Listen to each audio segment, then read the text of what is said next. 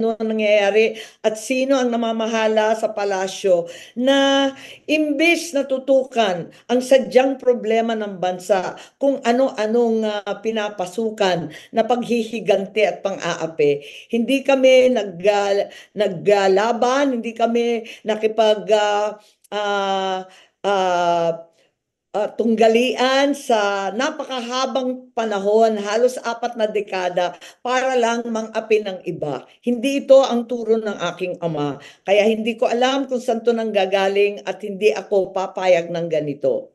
So Alam hindi naman ninyo noon pa di ba? Hindi pa nakakaupo, inauguration pa lang, abala na ako sa smuggling ng agricultural product, abala na ako sa mga magsasaka at sa ating land reform. Abala na tayo dun sa Maharlika Fund, dun sa People's Initiative na babaguhin sa pamamagitan ng suhulan ng ating saligang batas. Abala na ako sa budget ng 2024 at 2025 kung saan linustay ng bonggang-bongga ang pera ng bansa.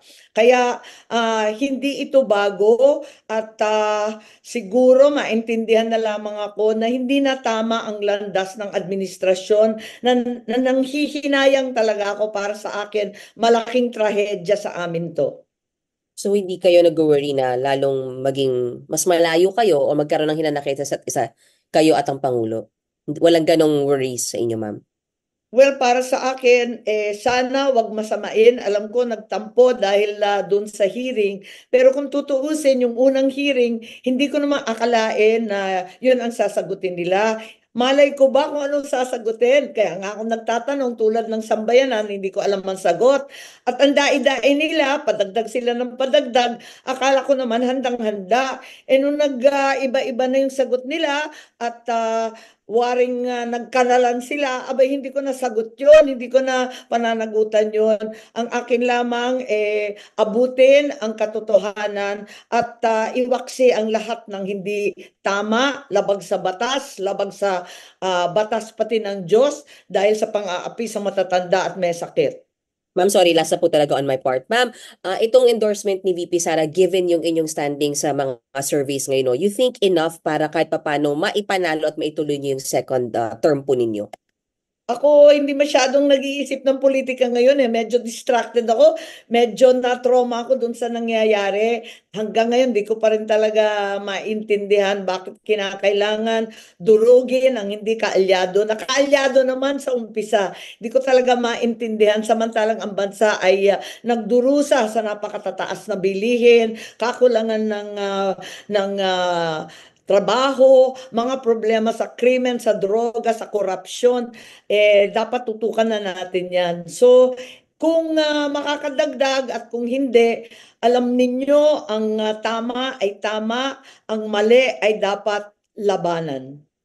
Thank you so much, ma'am. Ma'am, si Mean naman po, Corvera, Net 25. Okay, hi Mayan. Good afternoon, ay good morning pa. Ma'am, yung follow-up ko lang, sabi niyo kanina, ah, hindi na tama yung landas. Ibig sabihin, ah, yung banat kasi yan dun sa Marcos administration yung poll ads niyo. Wala tayong magagawa. Talagang marami ng tuloy-tuloy na kamalian. Hindi ko maintindihan kung sino talaga ang nag-a-advise.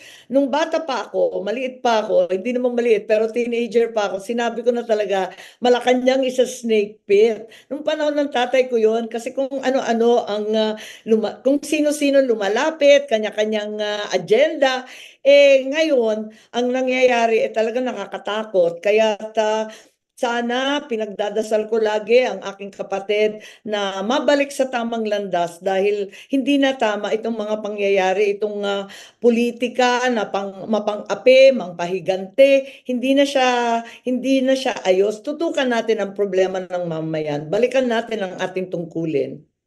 Ma'am, hindi ba kayo nag-try na tawagan siya para sabihin na yung sitwasyon ng bansa ganito? Hindi ba siya nakikinig sa inyo? Hindi, hindi. Sadly, marami nang nakapaligid at hinaharang talaga ang pag-uusap-usap namin. Malungkot ako dito talaga. Hindi ko pinagmamalaki itong mga pangyayari at sana nabigyan ng solusyon. Last na po, ma'am, may endorsement din sa inyo si Senator Robin. ibig po ba sabihin, lilipat na rin kayo sa PDP Laban or independent pa rin? Independent pa rin ako, okay lang. Kung sino mag-endorse sa akin, nagpapasalamat ako. Tuwan-tuwa nga ako kay Senator Robin. Kasi ang bilis niya eh. Sabi niya, sige, ready na ako. Pagdating galing sa Hague, talagang nag-shooting na rin kagad. At madalian din. Dahil lang sabi nga niya, pinagsabihan daw silang lahat na magsiuwi at ikampanya na ang lahat ng mga kasamahan. Kaya tuwan-tuwa ako at nagpapasalamat din kay Senator Robin, bonggang-bongga. Nag-enjoy ako sa shoot pero nakakapagtaka. Nag-iyakan kami dun sa shoot na yun. Hindi ko maintindihan. Hindi ako iyakin. Hindi rin siya iyakin pero pareho kaming naiiyak sa sitwasyon ng ating bansa. Okay, salamat po, ma'am. Maraming Ma'am, salamat, Mian. Ma'am Cecil Suerte Filipe po sa Star. Ay, meron ba akong ano? Ma'am, speaking of Senator Robin po, sabi niya parang, di ba nung hearing niyo, sabi niya, hindi ko kayo pinako-contempt, walang utos ni PRRD na i-contempt kayo. Do you, ano po, parang nag-uutos ba sa inyo si PRRD? Di ba it's not supposed to be that way? Wala naman kaming contact kay Presidente Duterte. Hindi ko alam kung meron silang contact doon sa Hague. Hindi naman ako napunta. Ako wala naman akong mga utos-utos. At nakita naman ninyo, hindi natiis ni Senator Bato, talagang nag-move siya for contempt. Wala namang magawa kasi harap-harapan naman nagsisinungaling. Ang nakakalungkot lang, sinuwag naman ng desisyon ng komite ng ating Senate President. Kaya nabigla naman kami, never heard naman yung may syokos-syokos. Wala sa buong rules ng Senado yung syokos na yan. Opo, yan sabi din ni SP pala, SP Escudero, na parang nag-hope siya na magiging parang instrument ng unity yung inyong hearing, but it turned out pati yung Senate parang na-divide. Your take on that, ma'am? Hindi ko maintindihan dahil ang totoo, yan din ang pakiwari namin, naging very emotional ang buong bayan at inakala ko na mas maganda na malaman natin ang katotohanan, mabuksan ang mga pangyayari at ang buong sambayan ay mapanatag ang kalooban. Ngunit nakita natin napakaraming labag sa batas. Hindi ko naman sinasadya yun, hindi ko naman pinipilit yun. Nagtatanong ako tulad ng bawat isang Pilipino dahil hindi ko rin alam at hindi ko maintindihan ang pangyayari.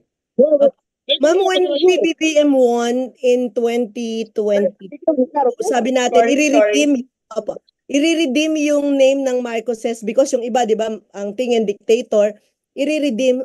So far, ma'am, ano yung assessment mo po? Nare-redeem ba yung names ng Marcos with the way the president is Gusto mo ba bumili direct from factories in China? Pero wala kang import license and sobrang mahal ng importation? handling the affair or his people is handling the affair of the government? Ang akin kasi, napakaswerte na naming pamilya, binigyan kami ng pagkakataon ulit na makabalik at linawin ang tunay na legacy ika nga ng aking ama. Ngayon, parang nasasayangan ako dahil eto nga 3 taon na nauubos ang panahon sa politika, sa paghihigante, pakikiaway. Sana tinutukan na lang natin yung expectation ng tao sa Marcos, infrastructure, agrikultura, murang pagkain, mga trabaho, yung mga magandang iniwan ng aking ama. Sana itinuloy, sana tutukan pa rin natin yan. Sana hindi pa huli, may 3 taon pa naman na habulin pa rin at maiwasto ng aking kapatid. Sana isang tabi yung mga sino-sino dyan na nag-a-advise at siya ang magsabi dahil yan ang turo ng aking ama. Ma'am, 2 na last na. Yung si Congressman Villar po, di ba NP din? Merong picture kahapon na nag-viral na kasama niya si BP. Would you know kung nasa alyansa pa rin siya? Or hindi ka aware? Wala, nabasa ko lang sa dyaryo na nasa alyansa pa rin. Okay. And last na ma'am, where your mom stands dito sa inyong parang hindi okay na relationship ni PBBM? Alam ba niya? Parang, or hindi na natin siya kinukulit about dito? Well, hindi ko na siya kinukulit, malungkot siya, pero ang nanay ko, politiko talaga, sabi niya, hoy, nakalimutan mo na yung kampanya mo. Mangampanya ka, manalo ka. Hindi yan pwede. Paano para ako na PTSD dito sa nangyari kay Presidente Duterte, sa impeachment, sa sunod-sunod na dagok ng mga budget na palpak. Talagang nasantabi ko na yung politika, nakatutok na ako dito sa mga problema na hindi nakakatulong sa ordinaryong mamayan. Ma'am, pardon, ano yung PPSD? PTSD, Post-Traumatic Stress Disorder. Para ako Okay. na-trauma ng sunod-sunod. Alam mo yun, yung sakit ng mga sundalo matapos ang gera. Parang pinupukpok ako sa ulo kasi iba't ibang walang kwentang pangyayari. Sunod-sunod ang nangyayari sa ating bansa. May kidnapping, may gulo ng pogo. Ano ba naman yan? Parang ano bang sitwasyon to? Tapos sa bandang huli, eto nga, na tangay pa yung dating Pangulo na matanda na at may sakit. Sobra na hindi ko na kinaya. Para akong PTSD, kaya ako nagbibiro. Nung nakita ko kasi na tinangay si Presidente Duterte, wala akong ibang naaalala kundi yung aking ama at yung buong pamilya namin na tinangay din papuntang Hawaii. At masyadong trauma na siya, parang sobra-sobra na. And last, ma'am, it pains you Yung na hindi nanay kayo... ko, mas matapang yun siguro. Sabi niya, tigilan yan at ibalik yung kampanya. Tutukan mo yan. Ayun, nagagalit siya. Would you know kung kinagagalitan ni former First Lady yung si BBBM? Ay, hindi ko alam. Pero yung nanay ko, sinasabihan lang ako, ay, mangampanya ka na, tigilan na yan. Opo. And last na, it pains you na hindi kayo okay na magkapatid? Oo naman. Oo naman, hindi naman masaya yung ganon na may humahadlang, na may humaharang, na hindi na kami nakakapag-usap ng maayos. At kung tutuusin, pamilya pa rin kami, politika lang to. Sana maiwas to sa lalang madaling panahon. Pero ang isisigaw ko pa rin, itim. Talagang ipaglaban ng tama, itama ang mali. Thank you, ma'am. And ma'am, ano yung masasabi mo? Parang sinasabi nila, bakit pinili mo yung kaibigan over sa kamag-anak? Ang kultura ng mga Pilipino po, di ba, sa pamilya-pamilya. How would you explain that to the people? Thank you, yun na po. Oo, wala naman akong paliwanag, kundi hindi ko talaga mataim ang pang-aapi, panghihigante, hindi ko siya maintindihan. Para sa akin, hindi talaga tama yon. Kaibigan man, kamag-anak man, talagang hindi ko yan kukonsintihin. Ma'am, si RG po to. Yes. Related dyan yung tanong ko actually. How would you address naman yung mga posibleng ma-turn off na, ay ano ba yan, kapatid niya yung nakaupo, bakit niya kinikriticize, ba't di na lang niya tulungan? How would you address yung mga ganong sentimiento? Yes, maraming sentimiento ganyan. Higit sa lahat sa mga Ilocano, sabi ko, intindihin na lamang ninyo ako, ang apo lakay natin, ang aking ama. Hindi ganyan, hindi mapaghigante, hindi nang aape ang nanduduro. Kaya hindi ko talaga matanggap na yung mga advisor sa palasyo, ganyan ang ginagawa. At pati yung kapatid ko ay nadadali. Kung tutuusin, ang aking ama, ang sabi sa akin, alalayan mo yung kapatid mo. Buong buhay niya, buong buhay ko, yan ang paulit-ulit. Alalayan mo, bantayan mo yan. Hindi ko na magawa Hindi ko na magawa dahil hindi na ako pinapayagan lumapit, hinaharang na kami, at kung ano-anong sinasabi tungkol sa amin. Ma'am, going back to VP Sara, kayo na rin mismo nagsabi na there were episodes na parang hindi kayo okay. Paano humantong uli sa pagiging okay kayo after those series of challenges? And sabi niyo nga kanina, para may ginamit kang salita, yung parang pahamak. Paano kayo nakakapuli dito sa puntong ito na in-endorse ka niya?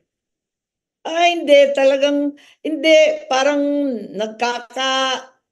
nagkakainisan lang, di ba? Yung term ng hukayin, alala ninyo yun? Nagalit yung mga Ilocano doon. Nagalit din sa akin, bakit hindi ako nag-react violently. Kaya sabi ko sa kanya, ano ka ba? Ba't mo sinasabi ang ganyan? Yun lang naman. Pero sa kabila nun, parang sinisisi ko rin ang sarili ko kasi parang dinamay ko siya sa gulo, nananahimik na siya. nag-file na siya bilang mayor ng Davao, kinalagkad ko pa at sinabi ko, sige na, mag-vice president ka. Hindi ko naman akalain kailanman nahahantong sa ganito. Grabe naman to, hindi ko akalain talaga. So ma'am, you regret in a way engineering Uniteam after what happened? Ang taas-taas ang tayog ng pangarap namin na magkakaisa ang bansa, na wala ng politika na isasantabi ang bardagulan, ang lumang politika na napaka-toxic. Wala na yon. Yun ang iniisip namin North and South, solid na solid. Wala na tayong gagawin, kundi magtatrabaho para sa mga magsasaka, ibabagsak natin ang presyo ng bilihin, lahat ng PWD, matatanda, solo parent, tutulungan. Ang dami-dami namin pangarap, mag-uunlad ng Pilipinas. Nako, wala pala nangyari, kundi, ayan, bumalik nga sa bulok na politikang away ng away. Ma'am, last two questions from my end. First, anong message ninyo kay President Marcos? Siguro, ang sasabihin ko na lamang, Holy Week, magmuni-muni tayong lahat, ipagdasal natin na maiwasto ang pagkakamali. May pagkakamali rin naman ako at hindi ako kung minsan nakikipag-usap ng maayos, pero sana mag-usip-isip lang tayong lahat at balikan yung mga turo ng aking ama. Ma'am, second, my ultimate question. Yung tatay ko kasi, tuwing Holy Week, nagre-retreat yun eh. Pupunta yun sa monasteryo sa Baguio. Hindi nagsasalita isang linggo, hindi kakain ng maayos, hindi matutulog, kundi sa maliit na teheras. Dala-dala niya ang kanyang kabinete, ang kanyang mga general para magmuni-muni. Siguro kailangan nating lahat gawin yun. Okay, ma'am. For Senate President Chis Escudero naman, ano ang inyong mensahe sa kanya at anong inyong next move after dun sa nangyari dun sa dapat ay pagko-contempt kay Special Envoy Lacanilao, and then yung kanyang pag-i-issue ng show cause order, and then yung sagot niyo dun sa sinabi niyang wag ninyong gamitin ang Senado sa politika? Nakakatuwa naman talaga yung mga pinagsasabi. Ang akin na lamang, balikan natin ang tunay na rules ng Senado kung saan walang mahahanap kahit minsan ang binabanggit na show cause. Yung ginagamit para sa politika, nakakatuwa naman kasi alam naman natin na siya yung ambisyoso. Ako yung nakalimutan nga mangampanya na. Okay, thank you, ma'am. Ma'am, si Sally, balik lang ako. Kelly, pwedeng okay na kasi maraming nag-iintay eh. Yung aking KP matatanda na, baka lalong tumanda. Ma'am, may patanong lang si Mayan. Yung sabi niyo, nutusan ni PPRD si Sara na umuwi at mangampanya, kasama po daw sa inutos niya yung ikampanya kayo? Wala naman yatang ganon. Basta, yun ang kwento nila ni Robin na pinagsabihan sila, di ba? Meron siyang interview, sabi niya, umuwi kayo at mangampanya. Yun lang.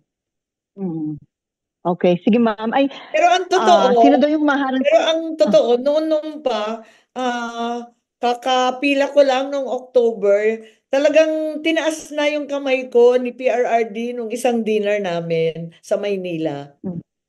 Pero, ma'am, At sorry. sino daw po yung humaharang sa inyo sa Malacanang? Ay nako, kung sino-sino, alam naman ninyo. Ma'am, sorry, Salamat. wait lang. Yung pag-endorse sa inyo ni VP Sara ay inutos ni FPRRD? Ay hindi naman siguro. Basta ang sinabi lang ni PRRD, ayon sa interview, nabasa ko rin lang sa dyaryo, talagang magkampanya. Yun din ang sabi ni Senator Robin, mangampanya daw sila, tulungan daw lahat ng kaalyado. Okay ma'am. So si Cheese ambisyoso, may ambition siya sa 2028 ma'am?